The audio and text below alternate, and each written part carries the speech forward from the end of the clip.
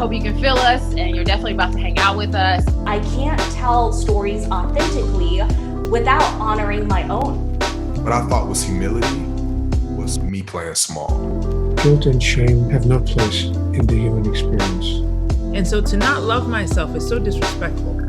You're a person that can get there if you don't quit. Every conversation we've had, I leave like better, you know? I don't know how long I've been following you. Maybe it's only been 2 years, maybe a little less, maybe a year only. But I just feel like the pandemic feels like it's been 3 years. So that's why I was like, maybe it's been 2 years. I don't know. But I think somebody sent me your profile in 2020 and it's a healing profile. So I know exactly why they sent it. And that made me very excited to just talk with you today. So excited for you to be on the show. That means a lot. And thanks for having me, Stacy. I really appreciate it. You're welcome. You're welcome. So I love so much of your story, but I'd also love for you to give my audience a little bit more from your perspective, because I know you've had to tell the story several times, but I just love hearing your trial to triumph story, right? That moment where something really negative happens and you find out that it's actually for the better.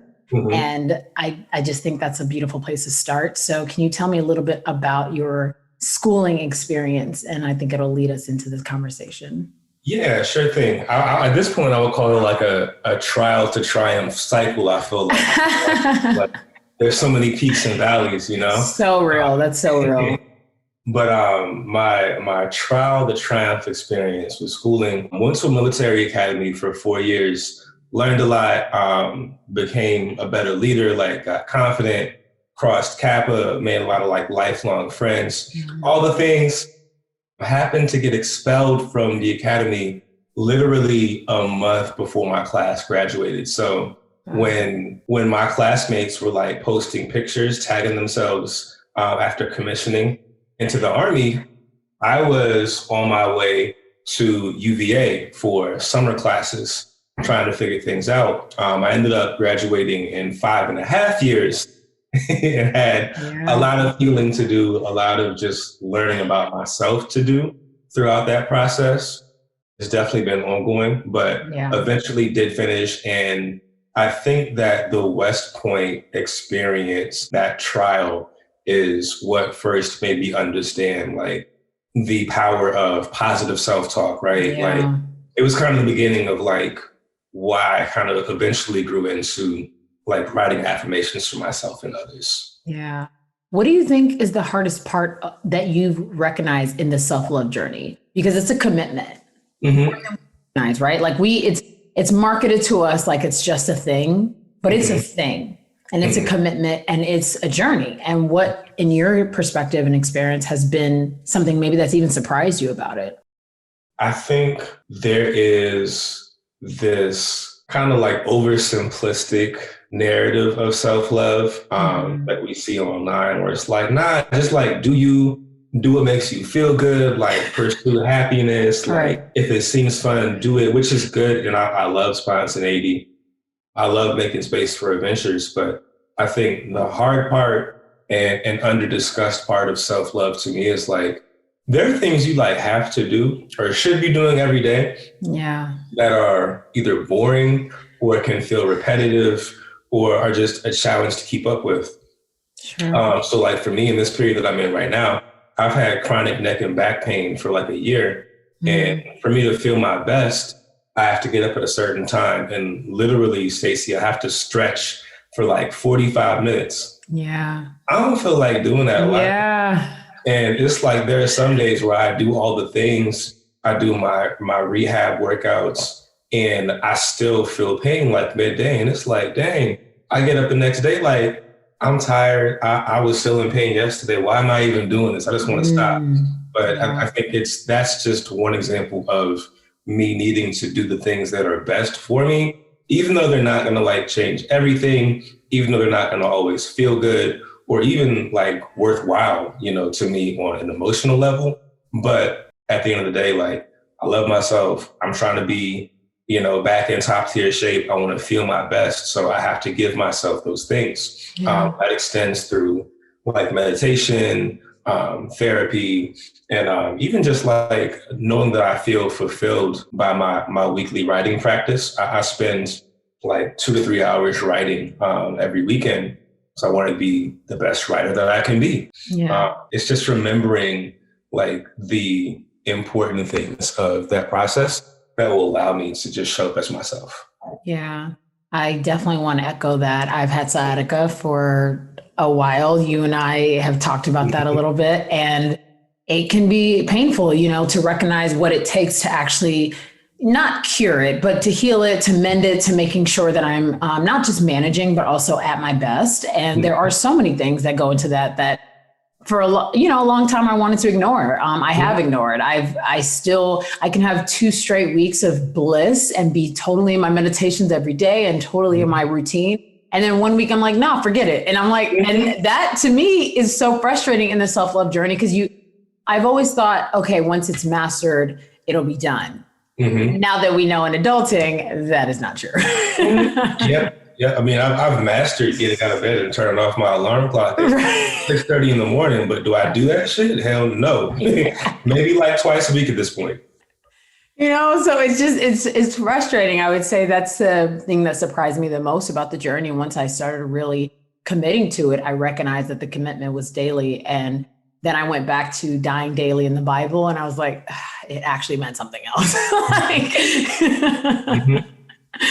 So yeah, I'd love to ask, what is your hierarchy of your titles? You are a writer, you're a strategist, you're a new father, you're a husband, you're a Black man, you're a human being. There's so many parts of us, right? And I'd love to know, what are those things?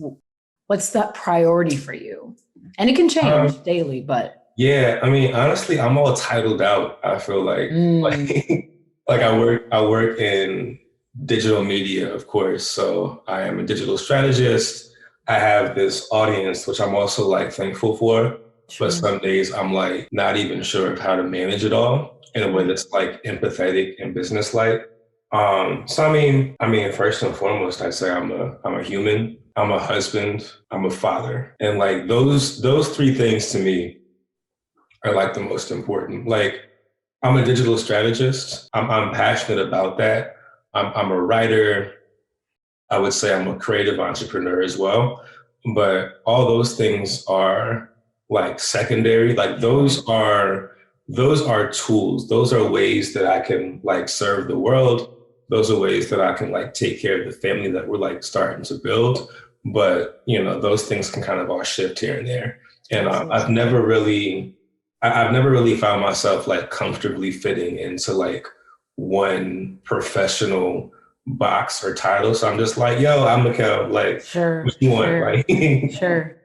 So to your point, because I think a lot of us who are creative entrepreneurs who share a lot of those passions that you share also don't feel comfortable being in a box or being in a title, while the world is very comfortable making sure that we find a title and a box. So how do you deal with that in between, right? Because we have to walk outside and talk to people and introduce ourselves in a certain way and get certain jobs and work with certain companies.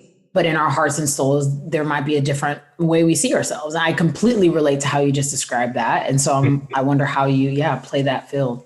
Yeah, I mean, I feel like for me, it's about like understanding the person, like kind of having empathy for them. Like, if I'm talking about like professional conversations, ones that might lead to jobs or clients or opportunities, like I know how to kind of like paint the right picture and highlight the right part of what I do and what I know. I think it's like equal parts kind of like art and science, like being able to be yourself and then like having a feel for like the right terms and the right types of experience they want to hear about, but yeah, like that. And then just like, it sounds a little exhausting. It is. To be honest with you. Yeah, it's definitely exhausting sometimes, but at the same time, it's like the fact that we're talking right now, we connected through social media. Right.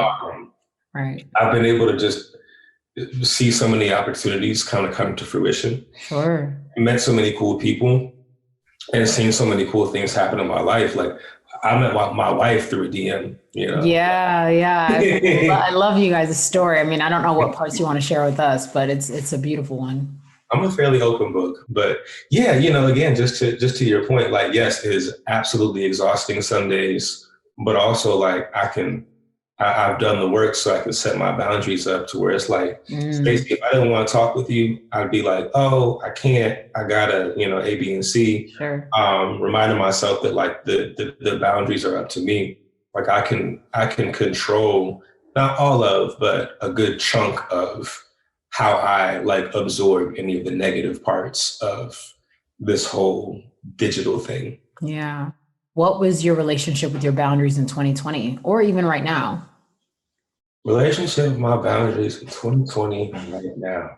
Man, first and foremost, I think I'm in an interesting space in that with the agency that we launched last summer, and the Creative Summer Company, like we're, thank God, like doing really good for ourselves, right? So I'm not in a space where like I need client work. Like we already have like plenty of client work, both schedule wise and income wise. Sure. So I'm even less inclined to, you know, kind of like, as they say, like put myself out there when it comes to seeking work.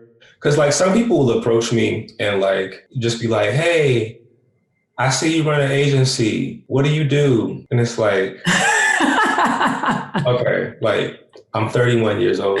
Right. I've been doing this in some way for like 10 years. Right. I appreciate, you know, you wanting to reach out, but I got a whole website for that. I also, frankly, don't have to sell you on what I do. Sure. It's been documented and it's been established. So like professionally, just understanding that I don't have to like, just because somebody is like approaching me, expecting me to sell myself, like I don't have to do that. I'm probably tired and finishing up my day and trying to be kind to myself, trying to make time to show up for what my wife needs or my family needs. You know, like just understanding, like you're talking about hierarchy, like it's family first. It's, you know, taking care of myself, making sure I can show up tomorrow, making sure I can handle what's already on my plate. And then we can talk about this, you know, new thing that you say is going to change my life or whatever. Yeah. You're giving me about, you know, so that's a big thing. Yeah. And then like on the personal side too, my wife and I talk about this a lot, how, again, love social media, love that people like authentically support us. Yeah. But we're also not like your romantic role models. Like we're not just like step-by-step book on how to live life. Like I make mistakes at least 5 times a day. I might tell you about one, might be embarrassed about the other 3 or 4. Right. You know? But, you know, also just like in this phase of us having our firstborn daughter coming into this world in September. So many people. Congratulations, by the way. Thank you so much. A lot of people are, you know, very excited for us. And, you know, they want to ask like all the questions. And sometimes it's just like, yeah, I was just trying to catch up. Like, this doesn't have to be like TMZ. We can just talk. We can talk about you too. You know, we can have a conversation. Right, you know? right. I don't like being put on a pedestal per se. Like, Sure. I appreciate that people, you know, respect the way that I live life and express myself, and I've accomplished certain things. But I'm not a guru. I'm not the end all be all. You know what I'm saying? So, do you think it's an automatic part of achieving any type of success? Because it's very clear, in my opinion, of what I've seen from you, that you are representing yourself extremely human by showing so much of your vulnerability, by showing so much of, I mean, not that you tweet everything that's embarrassing or something that's happened, but I could just see and read he's being a person. And honestly, I think being a person gets very praised right now because people just aren't being people right now. And there's a whole other conversation for that. I'm sure we can weave it. But regardless, do you think that's a part of, like, is it automatic? I mean, part of why I started this podcast, Human to Human, was to have a vast amount of people on here sharing the same experiences, knowing that it doesn't matter how popular, how rich, how known, all those things, that we all deal with the same things because we all really read. We all have to go to the bathroom. We all got to brush our teeth in the morning. We all have the same experiences. So it's interesting that whether you show true vulnerability, true realness, true humanity, we're still looking to praise something. And a part of me thinks about how we're so unwilling to praise ourselves in that situation. We're so unwilling to just look within to feel like we're enough. We don't have to look at Michell as our new person who's giving us all the affirmations. He's only doing that to show you how to do it for yourselves. Yeah, like I'm doing it because I have anxiety and I be stressed out before I get in the morning. So I have to like, write it and then I might share it with y'all. But yeah, to your point, I just finally watched The Social Dilemma for the first time. Have you seen it? I have. Okay. Let's get into it. So, to give your audience like a Cliff Notes version that talks about the many insane ways that social media can like modify people's behavior. Yeah. And to your point about like just, elevating people in certain ways, I think that's like part of the effects of social media is that people see like the audience size and the virality and all that stuff and think that like, oh, well, I have to look up to this person in this way and talk to this person in this way. And from my vantage point, sometimes it's like, by the time we do all that, there's no more space for a conversation because we don't even feel comfortable enough to like talk to each other, like the art of conversation kind of became, it got lost in a lot of ways. But one of the ways is that like, now it's just like, okay, I can see so much of like what you do, for example, that I could very easily come to you and say like, hey, I see you do this, I do this. We have synchronicity. Let's collab. Let's do this. Let's do an interview. Okay. And like, there was no humanity in that to a certain extent. There was no chance for us to connect. And it's not even right for me to blame one person or the other in the interaction because like we're all dealing with things that we're just not meant to deal with at this stage. Like social media is insane and how many people you can like interact with. And I use that term loosely in a day. But it definitely like diminishes like the authenticity of so many connections. Yeah. It's scary because with stories, I've caught myself feeling like I'm watching television and it's like 60 different characters. And I'm like, I don't know these people's, like, I don't know them. They're characters to me while recognizing these are people you follow. These are people you know for an extent. It's a weird thing to start replacing them as characters from being human beings and from being real. And that's exactly when I started recognizing like 4 stories a day, probably the same people. I don't really even need to be on here. Like I'm very a post and go person. I enjoy social in the same way, but I think it can be a very painful place. And it can be a place that, especially for me, I was going through a very deep process of self-trust, right? Like, what does this really mean? And I'd love to know for you, because you have talked about self-trust a lot too in your journey. And I think it's very linked to self-love.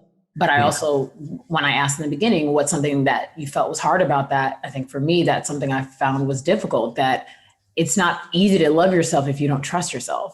You have to start with trusting yourself. You have to start with knowing that whether people agree with you or not, whether people understand everything you do or not, whether people praise you or not, that what you think still matters. And so how has that shown up for you in your work and even personally? Maybe especially personally. Yeah. I mean, to be clear, like I think the big question is like how self-trust or like maybe even like the lack thereof has shown up for me. Yeah. So I think when it comes to self-trust, I have had a very interesting relationship with shame.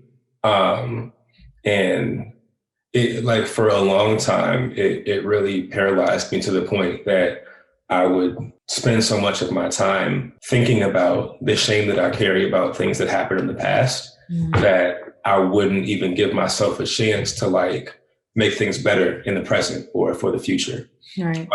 So I think when I think about self-trust, I think about what it looks like to feed less into the shame of the past and to trust myself that I can and will do better in the present and in the future, like that to me is a big part of self-trust. Like understanding that like there's not a single perfect person in the world. Like even Beyonce like messed up something somewhere at some point for somebody, you know? But I think like giving yourself a chance to focus on the things you can control and like to trust yourself to like do the big and the little things, you know? Like I think about this podcast, I would imagine that we've both had to like do some very simple things, but do them over and over again. We had to get comfortable in some kind of way talking on camera and, you know, being able to express our ideas on the fly to the point that we built trust by doing the little things, you know, instead of like, you know, maybe you try it once, you feel shame. You're like, damn, I felt awkward. I felt weird. Right. It would actually be better to give yourself a chance to build that trust with yourself. And to not hold on to the shame, because like the shame can paralyze you. Whereas when you trust yourself, you can find the strength and the courage to push forward in like big and little ways. You know, it's really, first of all, thank you for sharing that. And it's really unfortunate that shame is something that we all experience. And it's the one thing that holds all of us back at the same time. We all experience it, yet which means shame is doing like the best job ever because shame feels like it's winning. Mm-hmm. As soon as you start expressing what's going on, as soon as you start giving it a voice, shame doesn't have a place. As soon as you just say whatever that thing is that, again, a lot of us experience, mm-hmm. it really, it gets to me. It gets to me because it's one of the biggest things as humanity that we could get rid of together, right? Mm-hmm. But then we'd all have to like do it together. Yeah. So it's frustrating. But with that said, what is the last thing you forgave yourself for the first time? The last thing I forgave myself for the first time. That's a really interesting question. I don't know if it was the first time, mm-hmm. but it felt like an important time. I was kind of like thinking through just like general insecurity about life, like about being good enough, like all the things, right? And I just kind of like had a like moment to myself where I just kind of acknowledged that I didn't have to feel bad about being insecure so much as like be kind to myself about being insecure. Sure. And like, you know, like it's almost like I had to think about myself as like being a different person. Like if your friend is nervous, you're not gonna be like, oh, you nervous, quit being nervous, you little, you actually just want to like be the encouraging voice they need, right? And be like, it's, you know, it's okay to be nervous. Like I've been nervous before. Okay, well, what's one thing you can do to like give yourself a little more confidence? Like how could you be more confident in the future? So like taking that approach for me, even when I'm talking to myself was like a big thing. Yeah. Ugh. Yeah, that one's real and deep and leads me to just how beautiful your work is. Again, such a dent in self-love. And I think we don't realize that, well, I think we do realize. I think that when we are younger, when we are in middle school, high school, all those things, we're just abandoning so much of ourselves for belonging.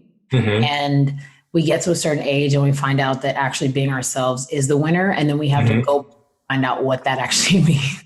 Mm-hmm. And I love that you just recognize moments of insecurity as just moments of insecurity versus I'm an insecure person, you know? And just really, yeah. Thank you so much. You're welcome. You're welcome. That's something that I think is also going to help so many people as well. But why do you think that a book like Keep It 100, which is a book that you wrote, is so necessary and is so important? And how does somebody tackle really getting through 100 self-affirmations? What are some things that you think have worked? Because we talked about in the beginning, it's a commitment to love yourself. It really is. We think it's something that, again, has been marketed to us. There's good quotes, but the work is not done on Instagram. It is not. It's not done on social media. Let's not give it to Instagram. It's not done on social media. Yeah. So offline, what are some ways to really allow those affirmations to speak to us, to heal us, to allow us to grow and to transform us? So the question is how we can use affirmations like offline. Mm-hmm. Yeah, I think that's a great question, actually. And it's one that I've been kind of thinking about. Like I started off writing affirmations probably in like 2017, 2018. And I've kind of gotten to a space where I feel like affirmations are almost the playbook, but you could read whatever you want to read every day. But the important thing is like figuring out how to like use it to like shift your mindset. Right. And I actually came to this conclusion when I was thinking about meditation. Because you can like, if you meditate for like 5 minutes a day, right?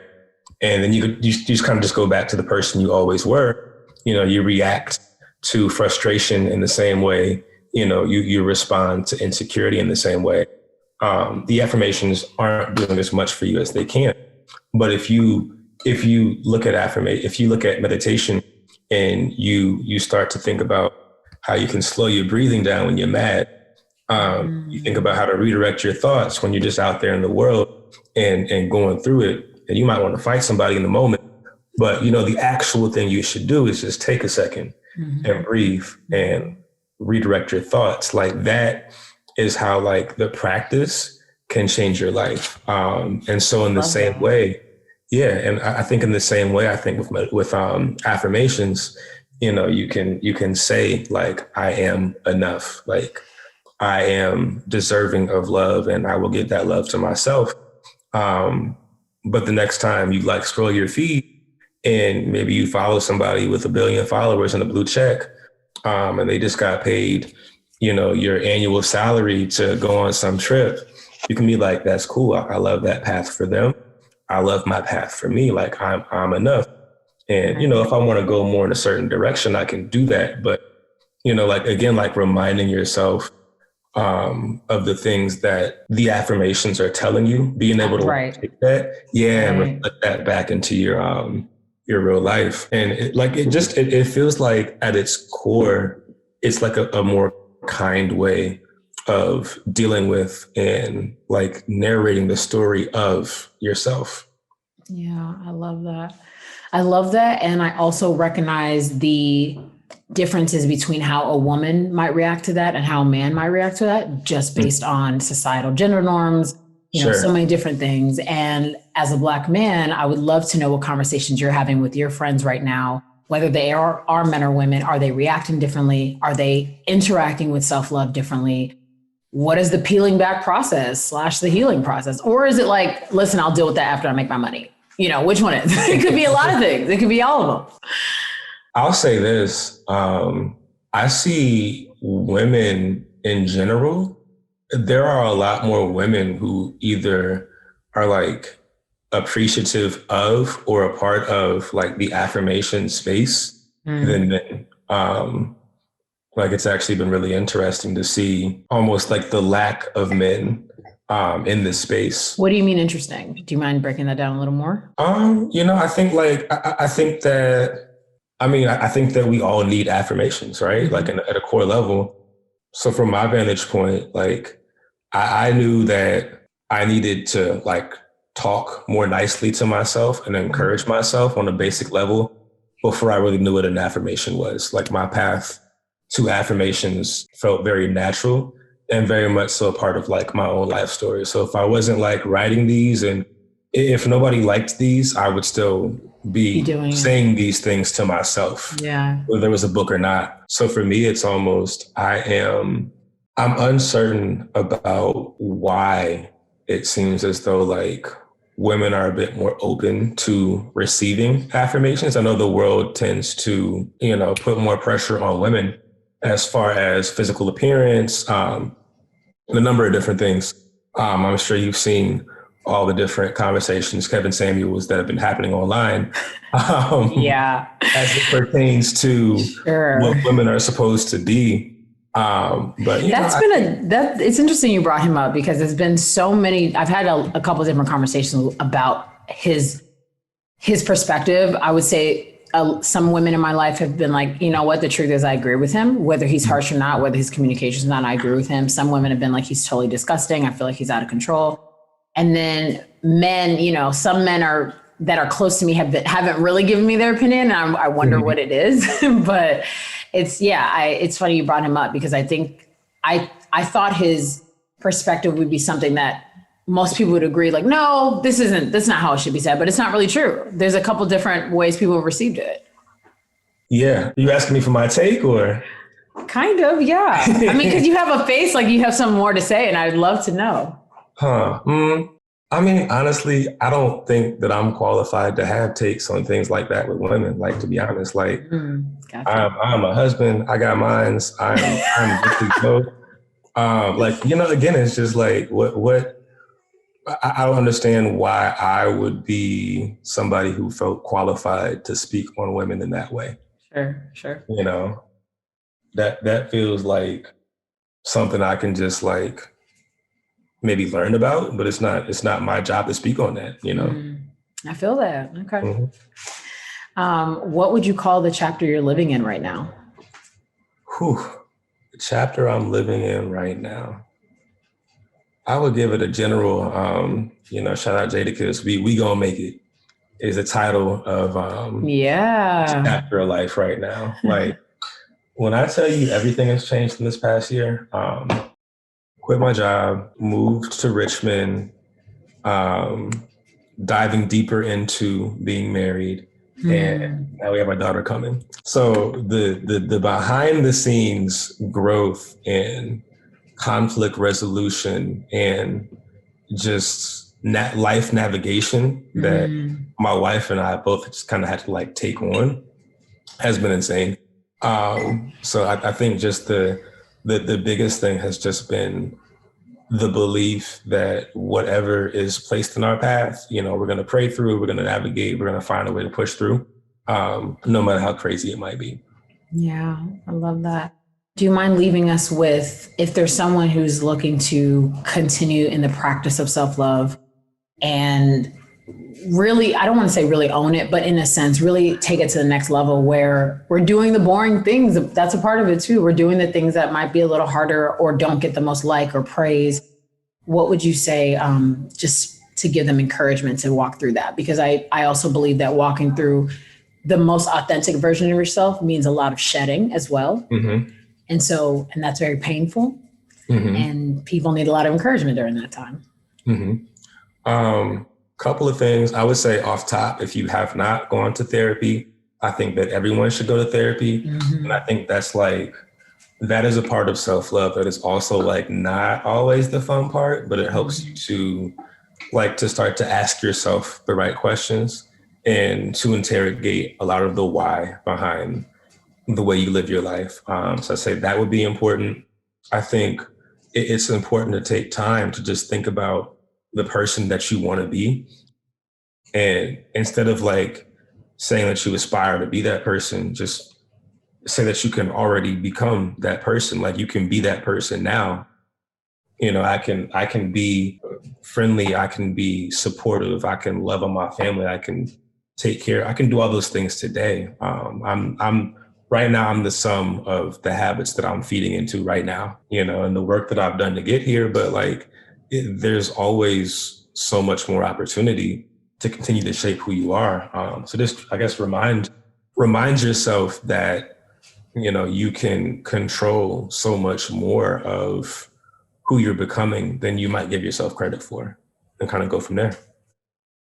And you might give yourself credit for. I think that's very, very, very wise. And I do think there's a part of us that feels like if we give it to somebody else, then we maybe even have someone to blame, or we can say that's why it went wrong.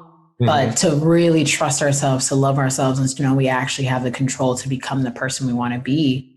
I think that's really, really amazing. Yeah, it's really amazing. I agree. Yeah. Anything that you want to share with us before we let you go? Any more projects that you want to make sure that we are aware of? Also, make sure you guys keep 100. I appreciate that. No, nothing for now. I appreciate you for a good conversation. For sure. Great energy. I'm excited to hear this conversation drop. In the meantime, I'll be busy at work. The Creative Summer on Instagram, thecreativesummer.com, working with our clients, and I'm at Michell Clark on all social media. But yeah, that's really it for me. That's amazing. Well, I definitely want to send some love to you and your wife and to congratulate her on her last day at Harvard. That is incredible. I love that you were able to document that and just really share that joy. That was really beautiful. Thank you so You're much. welcome. Just You're welcome. hearing her laugh and smile meant the world to me. So Oh I my really gosh. appreciate That was so good. I was like, this is joy, people. And it's not the school, it's the person. It's how she accomplished something so beautiful and that you were next to her while she did that. That was awesome. Love that. accomplishment. All that. Yep. Thanks for watching Human to Human. If you enjoyed this episode, please subscribe, rate, leave a comment, and while you're at it, share this with someone you love or just someone you like, as long as you share it. Stay connected between episodes on Instagram at Human to Human with Stacy Ike. Let's be curious. Let's be in community.